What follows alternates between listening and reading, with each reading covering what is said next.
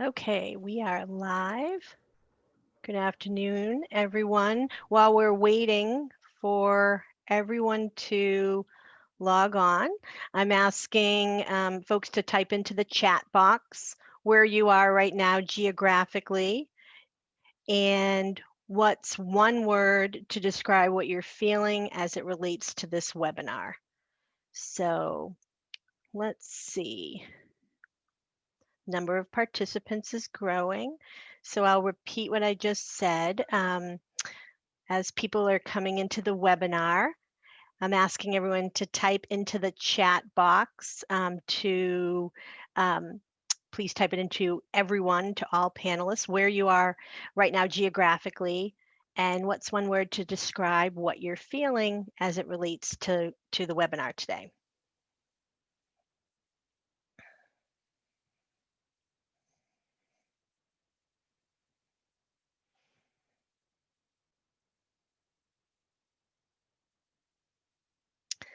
So we've got someone from Boston feeling optimistic. Oh, I someone love from these. Miami. And you can address that either just to panelists, or if you want to address it to everyone, all attendees and all panelists, then everyone knows where everyone else is. We've got someone in Valerie in Los Angeles. So it's good to know. We've got our West Coast people, we've got Miami, Denver. This is great. Indianapolis, Queens. And Arielle, can you see? You can see the. I can. I see Okay, people great. calling in from New York City. I'm also in New York City, so hey neighbors. These answers are great. I am also feeling excited and optimistic. Hmm. How about you, Nicole? How are you feeling right now? I'm excited. I love this topic because it's a topic that many of my clients bring into our one-on-one advising. So I think that this is useful, and I'm hoping to conquer my own imposter syndrome today after after today or through today. So, Cool. oh, we've got someone from Alaska. Ooh, love it. Fantastic. Welcome. Not to Um, shout into my speaker too loudly about that one, but um, yep. So while we're waiting for everyone to get online, I'll just state one more time that we're just asking everyone to type into the chat box where you are right now geographically, and what's one word to describe what you're feeling as it relates to this webinar.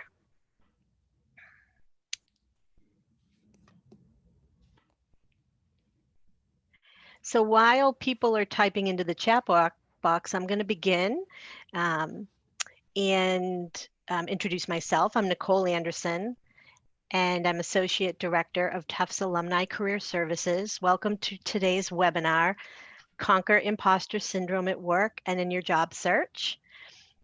We have three main goals in Tufts Alumni Career Services. The first is to present programs like this, webinars for job search and professional development, as well as networking events. And starting in January, we're going to host our first virtual networking event. And if you check out the Alumni and Friends calendar on our website, you'll see that scheduled for January 28th. And the focus is on careers in life sciences and healthcare. So we provide these webinars and programs for alumni of all the Tufts schools. And we've increased our offerings to help you throughout this time when everything has gone remote. Our second goal in Alumni Career Services is to foster networking and connections between alumni and students. And we have a resource called The Herd. It's about a year old. It provides alumni to alumni networking as well as mentoring.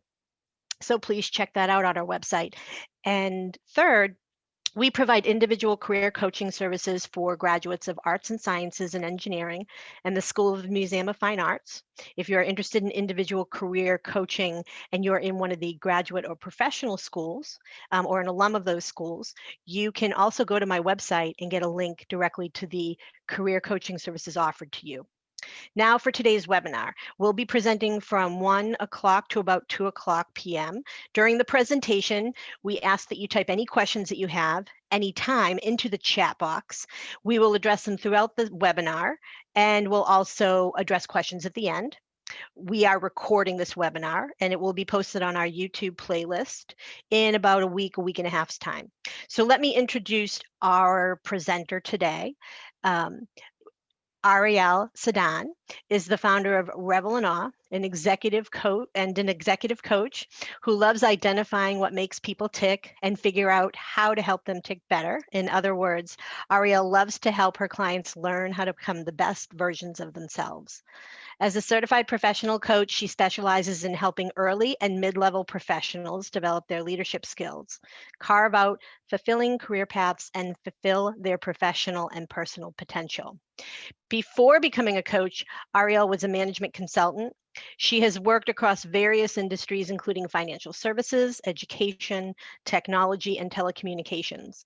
Her work enabled her to manage transformation projects and stakeholders from all levels of the corporate pyramid and across multiple functions, departments, and geographies, aimed at improving company performance. Arielle holds a BA from Tufts University and an MBA from Tel Aviv University's Koller School of Management. She received her professional coaching certification from the Institute for Professional Excellence in Coaching. Now I'll hand the presentation over to Arielle and turn off my screen. Thank you, Nicole. I really appreciate the very kind introduction. So today we are going to be talking about imposter syndrome. I know that this is a hot topic that's been covered quite a good bit. And so maybe some of you have heard about it before, maybe this is your first time, but I'm very excited to go into it a little bit more. I'll tell you a little bit more about myself.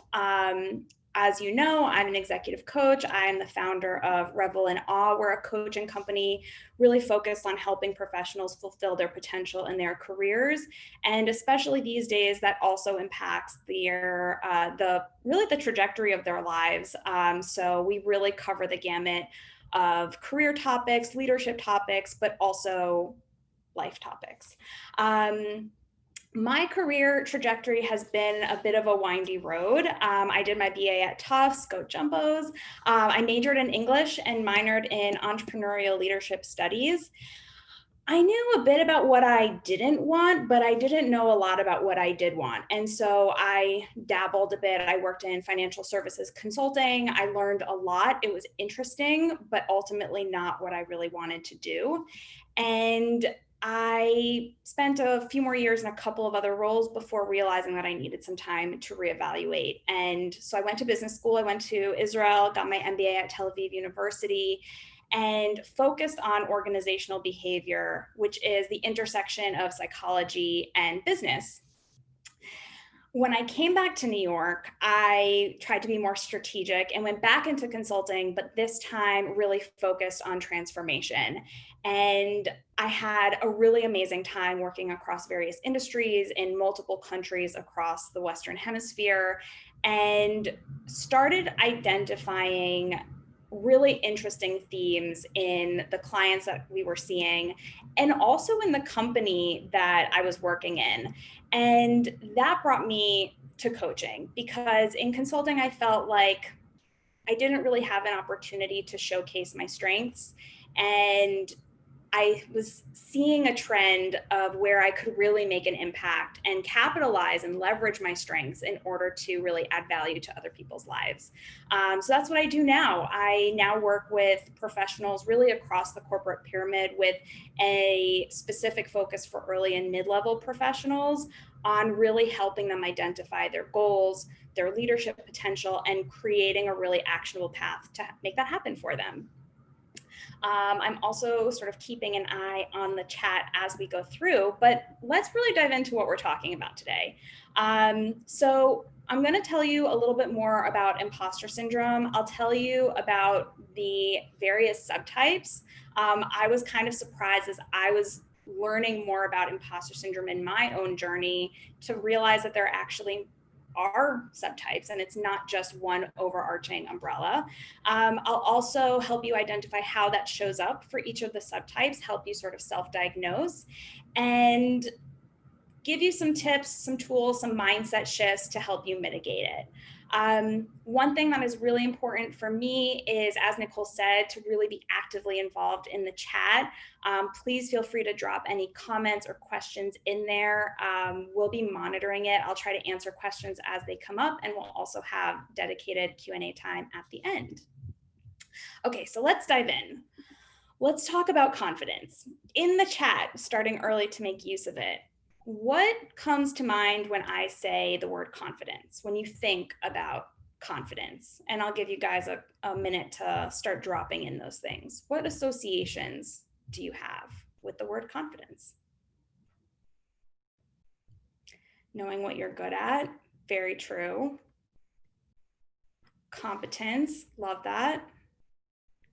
Keep it coming. As more things come in, I'll give you the definition from Psychology Today. Confidence is a belief in oneself, the conviction that one has the ability to meet life's challenges and to succeed, and the willingness to act accordingly. Being confident requires a realistic sense of one's capabilities and feeling secure in that knowledge. What else has come in through here? Trust, being at ease, knowing that you can do things well, presence. Okay, awesome, all great. So what are the implications of having or not having confidence? As you might guess, projecting confidence helps people gain credibility.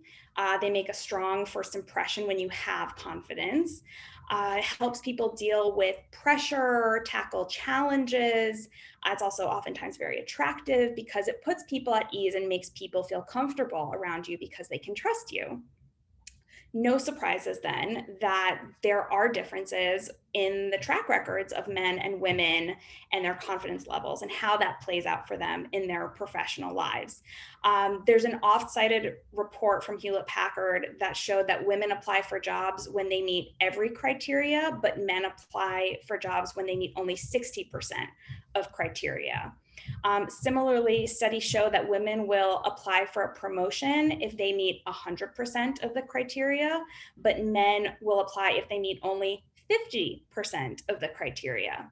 So no wonder there's a visibility gap as you move up the ladder in the genders. But the important thing to remember, and someone mentioned competence as an association with confidence, confidence is not necessarily about competence. Studies show over and over again that men and women have equal performance. And in fact, oftentimes women are seen to be more competent by their managers, but it's the confidence gap that really creates that rift as you move up and as you choose whether or not to go after certain opportunities. So that's one thing to keep in mind, that there is a distinction between confidence and competence. And sometimes they're correlated, but not necessarily. So what is imposter syndrome then? Imposter syndrome is defined as a collection of feelings of inadequacy that persist despite evident success. So imposters suffer from chronic self-doubt and a sense of intellectual fraudulence that overrides any feeling of success or proof of their competence. Now, that sort of brings in the question, what's the difference between imposter syndrome and just having low confidence, low self-esteem? At a high level, there are a lot of similarities, a lot of overlaps, but low confidence is oftentimes temporary. And when you get proof of your competence, that helps to build up your confidence again. And that shows up in how you present yourself. Imposter syndrome is a chronic fear of being exposed for this fraudulence. So, despite external proof, which you might have and receive over and over again, people with imposter syndrome often still struggle to accept that, and it does not contribute to their overall confidence. Sometimes people with imposter syndrome will actually seem quite confident and sometimes even overconfident, but we'll get to that in a little bit. Both confidence and imposter syndrome are about self-perception, but they present differently and oftentimes need to be managed differently.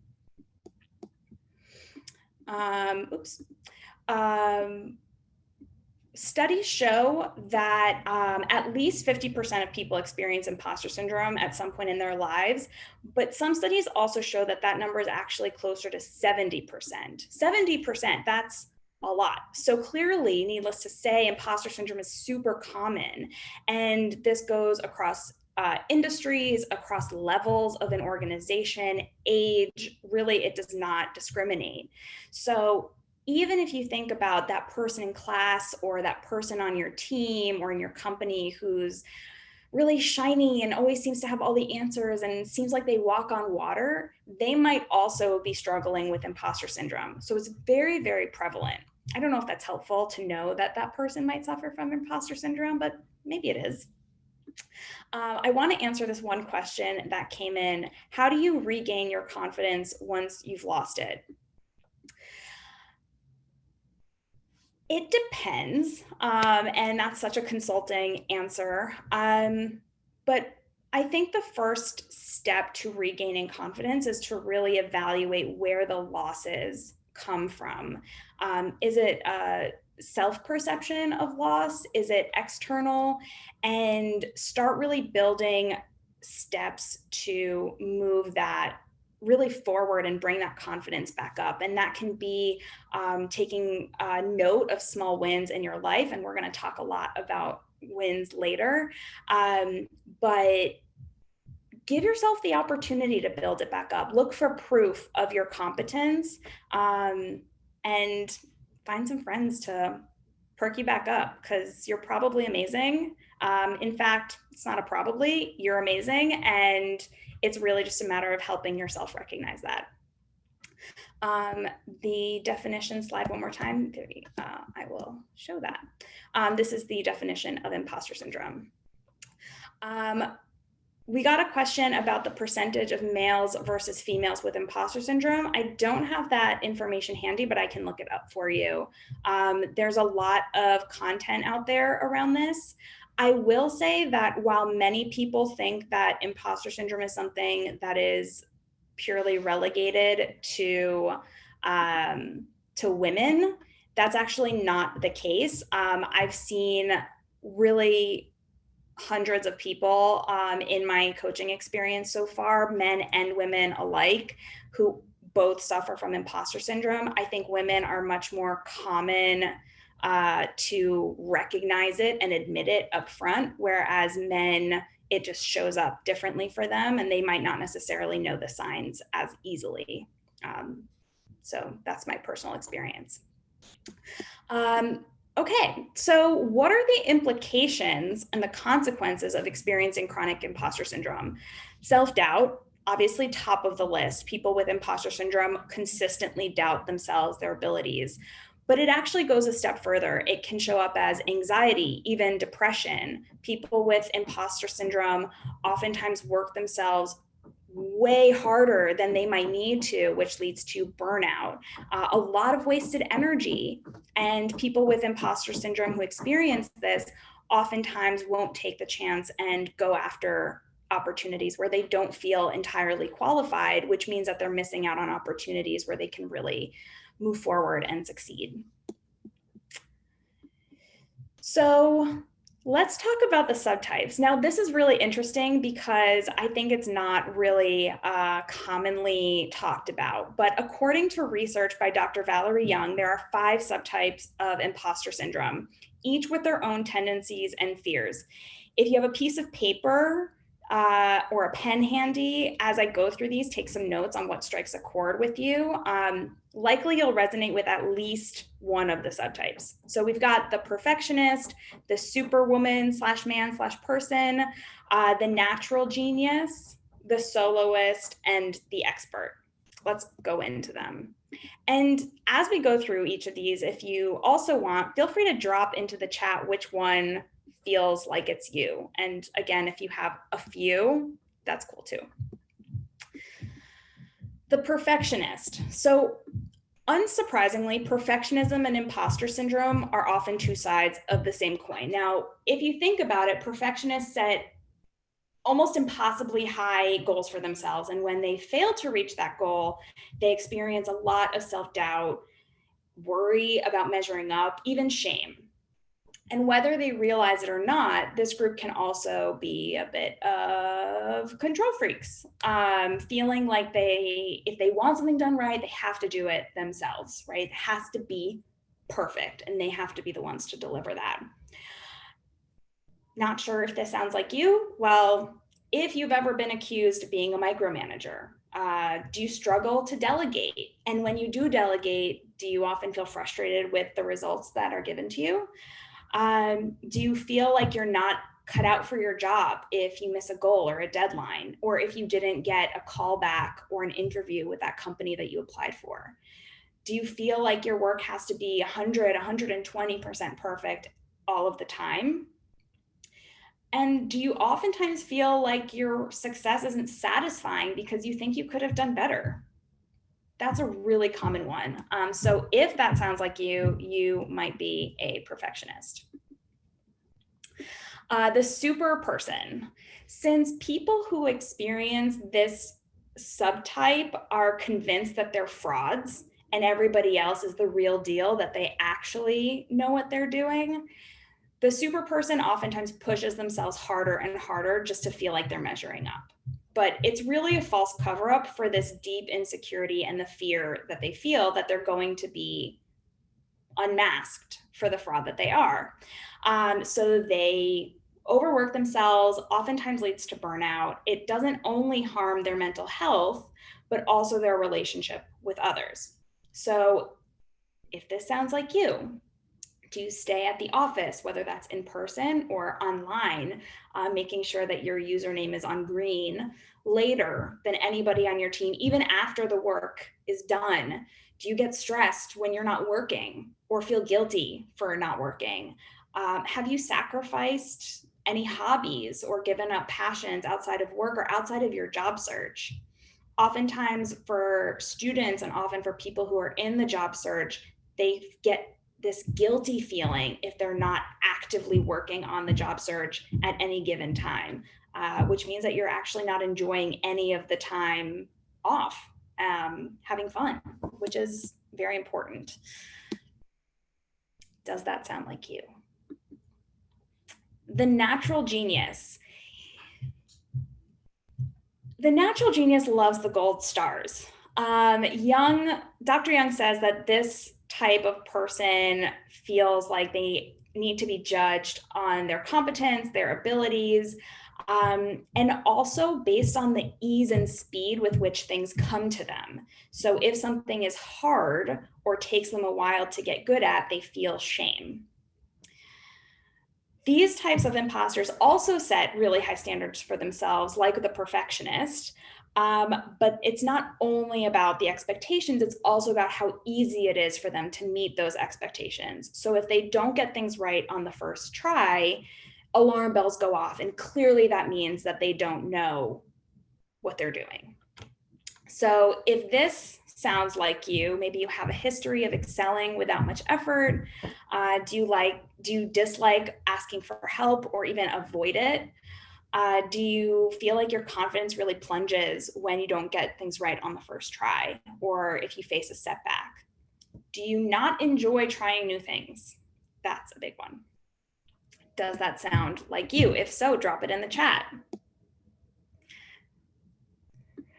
The soloist. Okay. This is really interesting because the soloist likes to be independent. Not that they like to be independent, they feel that they need to be independent, that they really have to go at things alone. So this kind of person might feel like they don't need anybody's help. They might ask for help, but only when it is necessary from the perspective of the project that they're working on, or something that they can delegate because it's not necessarily in their wheelhouse. So if this is something that you've had a tendency to do, you might be a soloist. You might feel like you really have to go things alone. And that if you ask for help, you're going to expose yourself as fraudulent.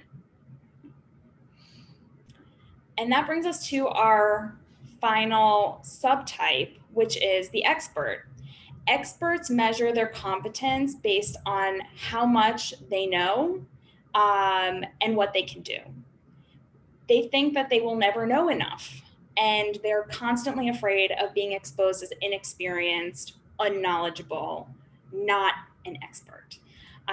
So if you don't apply for a job posting or a promotion unless you meet every single requirement, this might be you. If you are constantly seeking out courses, training, certifications because you think that it will help you improve your skills and make you seem more credible, this might be you. Even if you've been in your role for a while, maybe you never feel like you know enough. And this is the kicker. If someone calls you an expert or calls you an expert to somebody else, does that make you cringe a little bit and make you feel like you're really not living up to that name? Could be you. I've seen a few things come through in the chat. A few soloists definitely got a lot on the expert. Yes, cool. I totally relate. So let's talk about some practices to conquer imposter syndrome. And here's where I have a bit of a confession to make. So this is a bit of false advertising. I'm not 100% sure that people with imposter syndrome can be totally cured. Unpopular opinion, I think, at least not in every area of their lives. It's not impossible, don't get me wrong, it's just not a one day you have it and the next day you don't. There are really no easy fixes here. So I'm going to just say that's not accurate, and we're going to call this manage. 5 practices to manage imposter syndrome. And the other thing that I'll say about this is I call it a practice on purpose because it is something that is ongoing, kind of like yoga. It's a practice. You never really get perfect at it. It's a ongoing way of sort of creating awareness and improvement in your life. And even before I go into these 5 practices, there is a pre-step.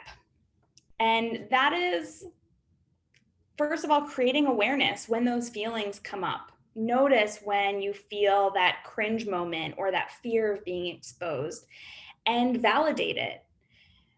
Just say it's okay that you feel that way.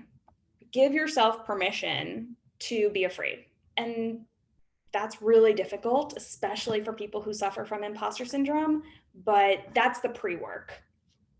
Okay, but let's go into the first thing. Someone mentioned fixed mindset, hardcore. So people with imposter syndrome oftentimes also suffer from fixed mindset. And so the first big practice is to cultivate a growth mindset. Now, a little bit of background on mindset. There's a lot of research done by Carol Dweck in this area. If you're not familiar with her work, I'll tell you a little bit about it now, but I highly recommend her book, Mindset, and her TED Talk.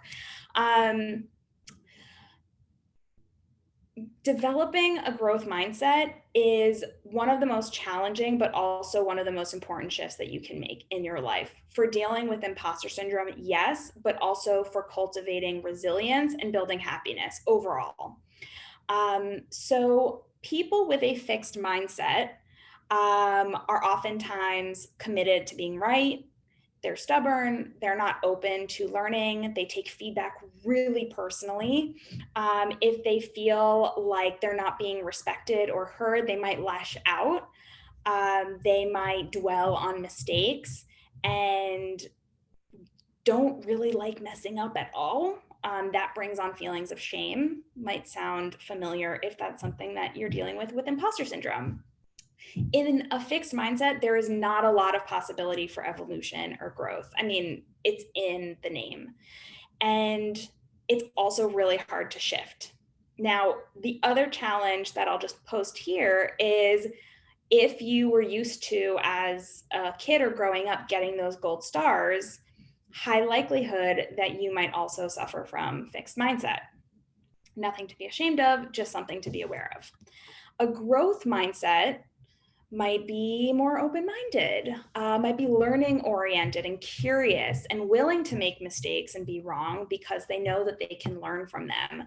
There is sort of this iterative process built into the way that people with a growth mindset handle things, and they're willing to experiment regardless of what the outcome might be because everything is a learning opportunity. In a growth mindset, there is a lot of possibility for change, for evolution, for improvement, and really sustained forward growth. I can tell you from my own experience, I haven't always had a growth mindset. And in fact, I still have a fixed mindset in a few different areas of my life. I am working on it.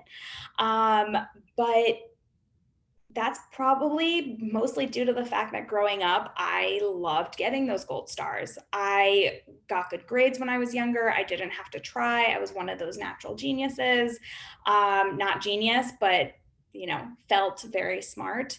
And when I went to high school and my classes got harder, I didn't know how to study. And my grades didn't do as well as they did when it was easy in middle school. And I started developing a fear that if I did study and if I did put in the time, that if I didn't do well, it really meant that I wasn't smart, that I couldn't do it. And that was really painful. That was a really painful realization. And so I actually didn't start developing more of a growth mindset until I started my learning as a coach and my career as a coach. And in some ways, I have to thank my fixed mindset because it protected me, or at least I thought it protected me from failure and from disappointing myself. But in reality, it also enabled me to disappoint myself because I didn't have the freedom to explore new things and to try things outside of my comfort zone. I want to also point out here that the fear of failure is really core to imposter syndrome, that fear of being found out, where everything sort of breaks down, that's what most imposters are really afraid of. And when you can frame failure as a learning opportunity, which is really what growth mindset is about, it takes some of the wind out of the failure's sails. Because if everything is a learning opportunity, then there's no failure. It's not an ending to anything. It's just the start of the next step. So I'll sort of leave you on this point with the wise words of Chumbawamba. I get knocked down, but I get up again. You're never going to keep me down. And that's kind of growth mindset in a nutshell. Which brings me to my next point, celebrating your wins. This is one of my favorite steps, though sometimes very hard for people with imposter syndrome because people oftentimes fail to recognize their wins as people who suffer from imposter syndrome. I give this to most of my clients, whether they clearly suffer from imposter syndrome or not. I just think that celebrating your wins is not something that people do regularly enough. And there are a couple of ways to do this. First of all, you can make a brag book. And this is a record of any compliments, positive feedback, big wins at work, also in your personal life if you want to include those as well. It helps you absorb praise in the moment and also helps you keep a collective record of all of the awesome work that you've done. So if you need that reminder every once in a while, that pick me up, that proof that you're competent, that you know what you're doing, you can always reference the brag book. I also recommend to my clients to keep a daily wins journal. I have my clients record at least 3 wins every single day. It takes about 5 minutes at the end of the day. You just sort of have your notebook handy and you write things down. And it could include things that seem small, like maybe one day you finally get to inbox 0, which is not small at all, or applying for that promotion or that job that seemed a little scary to go for. Reflecting on what you did well each day gives you an opportunity to start recognizing what is an accomplishment for you, especially when things don't end up the way that you want them to. So let's say you applied for that job or that promotion or negotiated a new salary and you didn't get what you wanted. Actually going through that process is a huge win, even if it didn't end up the way that you wanted. And so giving yourself an opportunity to recognize that and validate that win is really, really important to start combating some of those feelings of imposter syndrome. The other reason why I love keeping a daily wins journal is because it's also a collection of wins similar to the brag book that you can use when it comes time for a performance review. You have an ongoing reference of all of the contributions that you've made, positive feedback that you've received, and it's just there ready for you so you don't have to try and think back and guess what people might have thought about your work at the end of the year. For more reading, if you want another resource on celebrating wins and bragging, I recommend the book Brag Better by Meredith Feynman. Really excellent book. Okay, number 3, connect with others. Now, for soloists, this might be challenging, but connecting with others is a really beneficial step to helping you overcome your imposter syndrome. This could be reaching out and asking for help, whether it's on a project or in general, just asking for support from someone in your community. That could be someone that you trust at work. It could be a friend, a family member, a teacher, a mentor, a coach, someone that you really trust that you can share and be vulnerable with. Sharing your story does 2 things. First of all, it takes some of the wind out of the sails of the feeling, because sometimes holding it in makes it feel much bigger than it is. It takes up so much emotional space. And 2, you'll likely find that you're not alone. And knowing when you're not alone makes things feel more in perspective and less lonely there. So find a buddy, a confidant that you can share with. Also, seek out opportunities to work with other people. Learn from what they're doing, learn what they're contributing. It gives you a chance to also recognize what superpowers you bring to the table. So maybe you'll recognize that your strengths are in organizing people or creating a vision or being really empathetic, and other people bring something else to the table. And that gives you an opportunity to develop more of a collaborative environment where everybody's contributing something, including you, and you know what you contribute. And the last thing here is to mentor others or volunteer. This can look like a formal mentorship or volunteering opportunity, or even just helping a new hire or someone younger than you to acclimate. By sharing your experiences, both at work and in life, whether it's about imposter syndrome or not, you not only pave the way for somebody else, but you also give yourself an opportunity to reflect on just how far you've come and all of the accomplishments that brought you to where you are so far today. Okay, this one is challenging. Compare apples to apples. I had a client who was a relatively young engineer on her team. She had one other person on the team who was about her age, her experience level, and a whole group of people who were about 5+ years experience from her. She would come to our sessions feeling overwhelmed, frustrated, totally low self-esteem, but also like she didn't deserve to be there. She didn't understand why they hired her, why they brought her on. She didn't know nearly as much as anybody else. Her team members always had the right answers. They were so confident. They just knew how things worked. It seemed so easy for them. And she was so frustrated. And I said to her, don't compare apples to oranges. If you were in their shoes and a new team member came, would you want them to compare themselves to where you are now? If you're answering this question, you're probably thinking to yourself, no, that would be horrible. I would not want someone to feel bad about starting out wherever they are.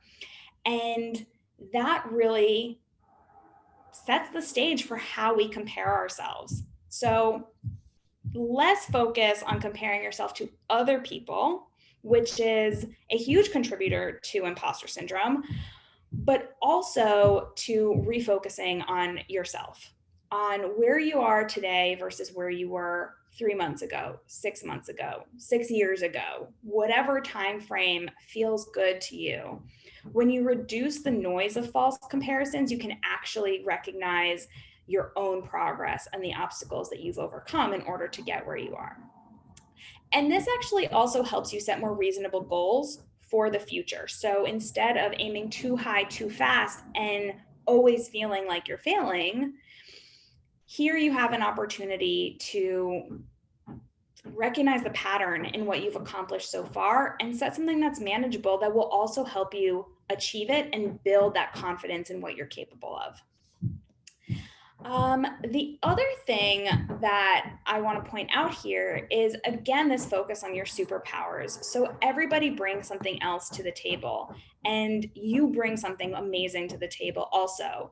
And recognizing what that is, naming it, and then being able to see where it comes up for you in different areas of your life, that will also help you hold on to the value that you're bringing into any situation, whether it's the job application process or the interview process or the work that you're doing on your teams.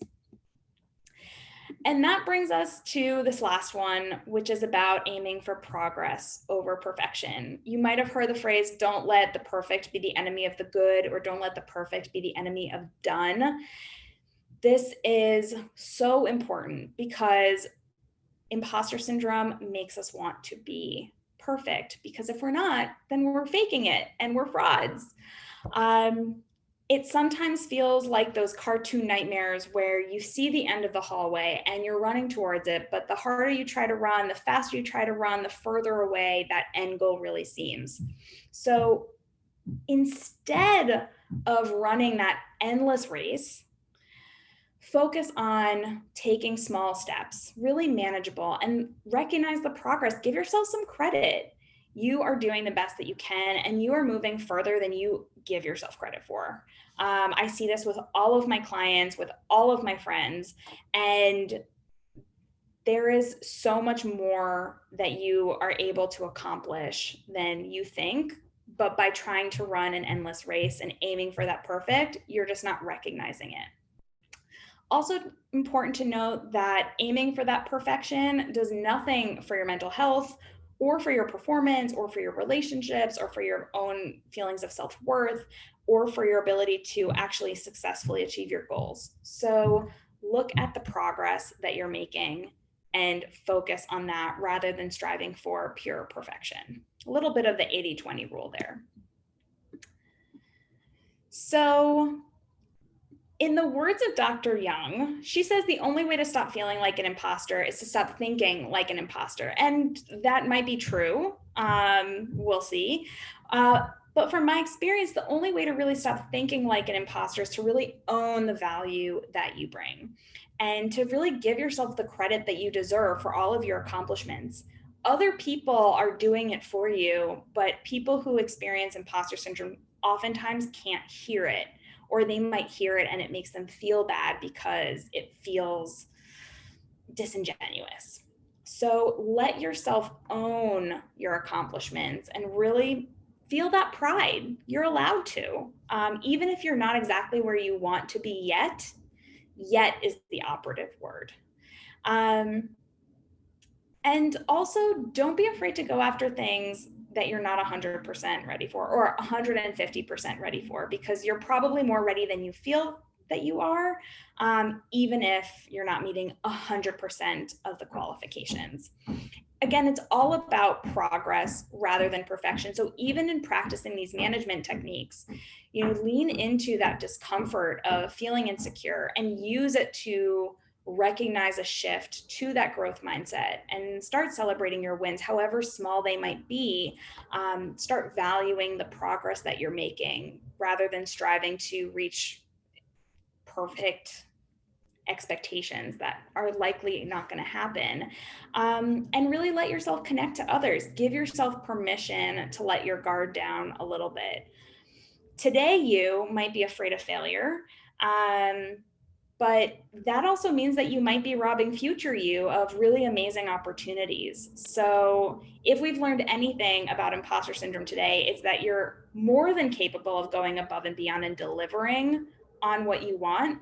It's just a matter of giving yourself that opportunity. So apply for that job, ask for that promotion, ask for that raise. Even if you don't get it this time, you're setting yourself up to improve for the next opportunity that comes up. And that's pretty much it on my end.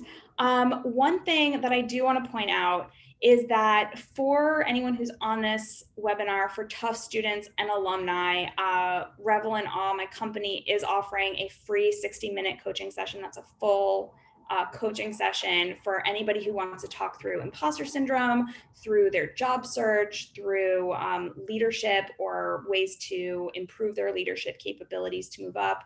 And especially these days during the pandemic, if there are other stressors in your life that you just need somebody to talk to, we are definitely available to be ears for you and to listen and help however we can.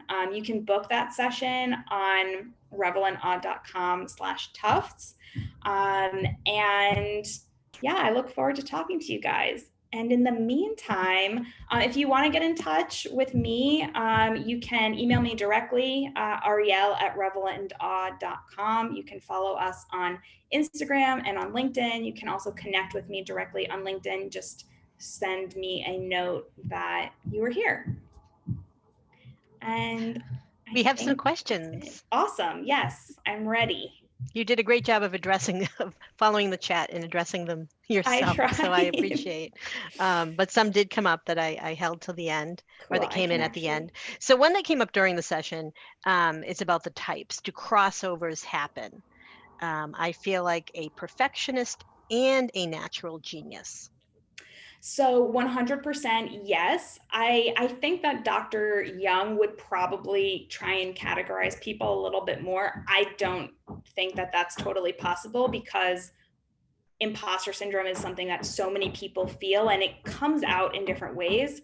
And the other thing that I might note is that it might come out differently in different aspects of your life. So maybe when you're working on a team, it brings out, maybe soloist tendencies. And maybe when you're doing a specific task just for your boss and you really want that validation, maybe that natural genius type will come out. So definitely possible to identify with multiple subtypes.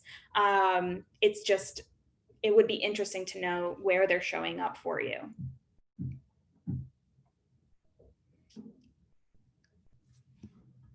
Oh, Nicole, you're muted. That always happens. There's a lot of memes on that now, I think.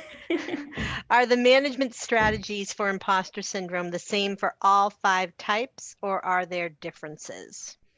So yes and no. I think that if you suffer from imposter syndrome in general, these management techniques will help anybody. I think they're also helpful sort of across the board to integrate into your sort of professional development.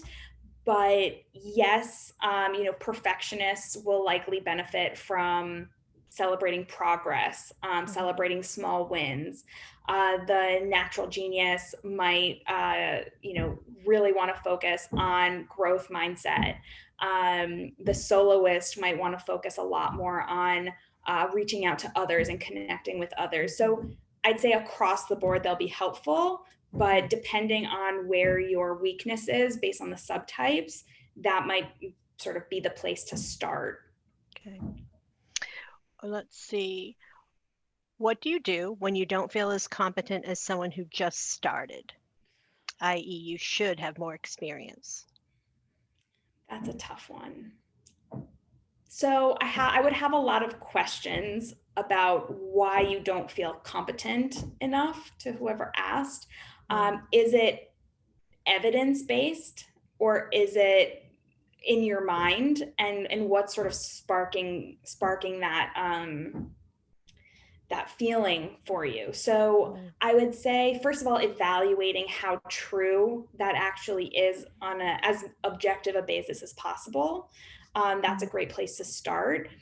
And I would also say that this is an opportunity to talk to your manager about what their expectations are for your performance, get some feedback, positive and constructive, and see if there are gaps that maybe you haven't noticed that are coming up for you. One of the things that often happens when we get triggered like that by someone new coming in who just feels like they know so much more, they're so much more wonderful in whatever way that might be, is that it's triggering something that we think that we lack. So that might not necessarily be true, but you won't necessarily know that unless you get it validated. So talking to your manager about expectations, if you're meeting them or not, and remembering that it's not personal. Feedback is not personal. It's really an opportunity for you to learn and for you to take it forward. Positive feedback is an opportunity for you to take that forward and do more of that. Constructive feedback is an opportunity to improve and to take those small steps to progress, rather than, just looking for the validation, the gold star.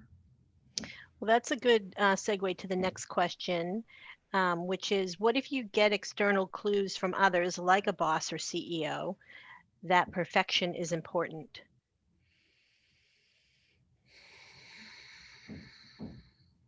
What does perfection mean? I think that when we set ourselves up for perfection, it's an unrealizable ideal, or it's some sort of external, I don't know, like you see those things on social media that they just look so perfect and we don't know that they're edited, right? So how do you really understand what is perfect in the mind of the people who you're delivering to?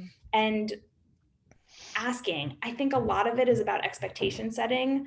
A lot of imposter syndrome is about, setting unrealistic expectations and assuming that other people have expectations of us that we're not capable of meeting.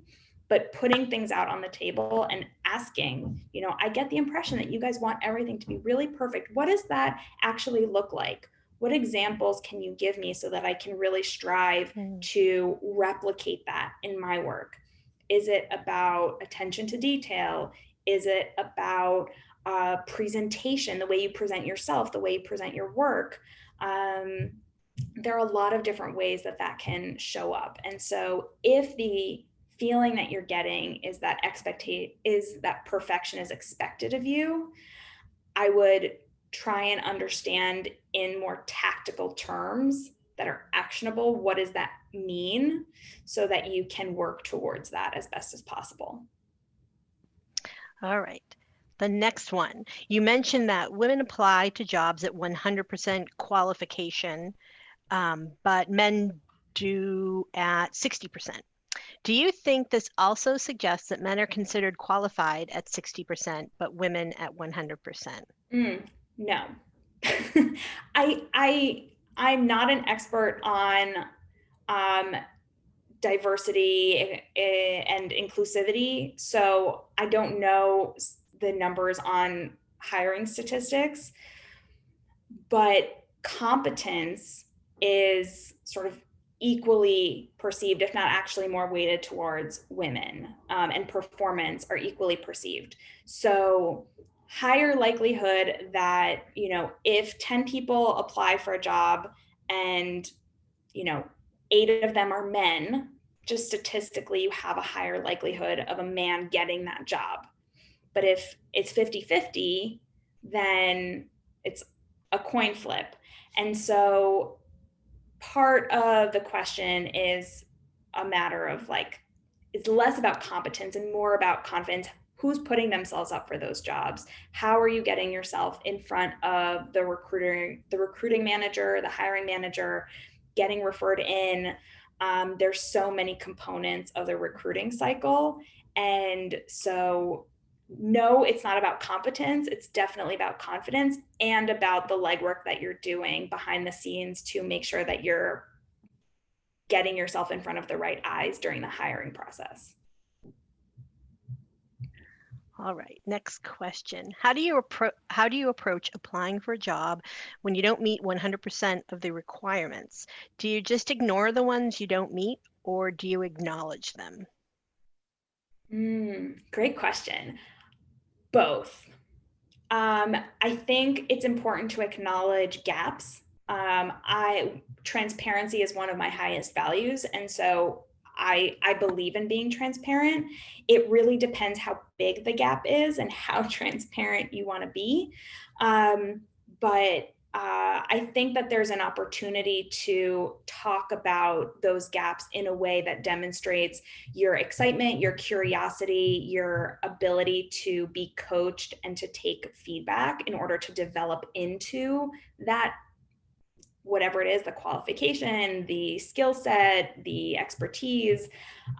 So, if for instance, leading a team is something that you've never done before, but that's sort of a core requirement for the job that you're applying to, it's okay to say, I've never led a team of this size, and I'm really excited for the opportunity to demonstrate, these transferable skills and these superpowers that I have. I'm really great at resolving conflict. I'm really great at delegating, and I'm not a micromanager. And I'm really good at, all of these things that are part of leadership, even though I haven't actually led a team. I hope that answers the question. Good answer. If you are someone who is used to gold stars and does respond well to positive feedback, how do you ask for that at work without just asking for compliments? So asking for positive feedback is a great place to start. I mean, letting your boss or the people that you work closest with know, I feel really validated and really seen when I receive, positive feedback. I'm totally open to constructive feedback. Give it to me, but on a regular basis, it really helps me feel like my contribution is being noticed. That's a great place to start. Let's see. What, as a mid-level employee, do you feel that, let me see if I get this correctly, that experience is not as important as it used to be? Maybe, okay. So maybe it's just asking, as a mid-level employee, do you feel that experience is not as important as it used to be? I think that the meaning of experience generally has shifted. So, if, for instance, you have self-taught something like coding, a lot of people have self-taught themselves programming and coding.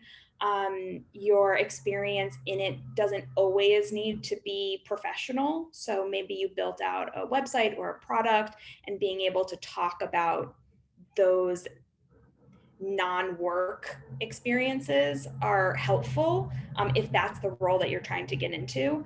I think experience is still very important. It's not always about the quantity of years, but about the quality of the work.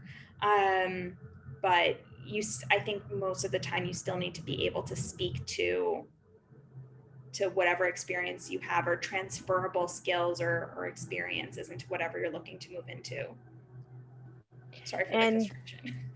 And no, I think that's okay. And here's a related question. At the end of the day, what holds more weight, confidence or competence?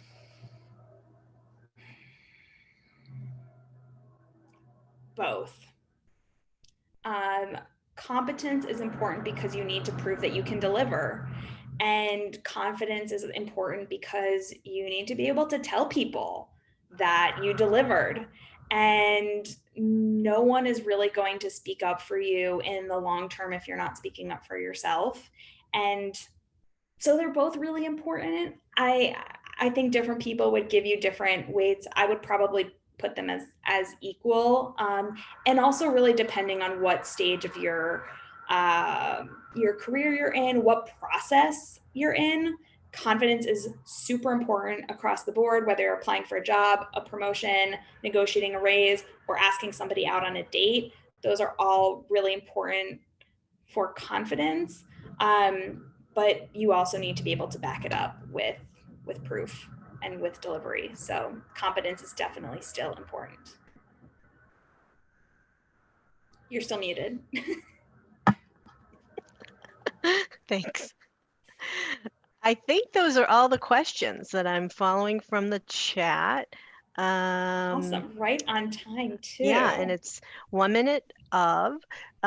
We did have someone asking if this was going to be recorded. Yes, it will be recorded. It will be on our YouTube playlist in about a week, week and a half.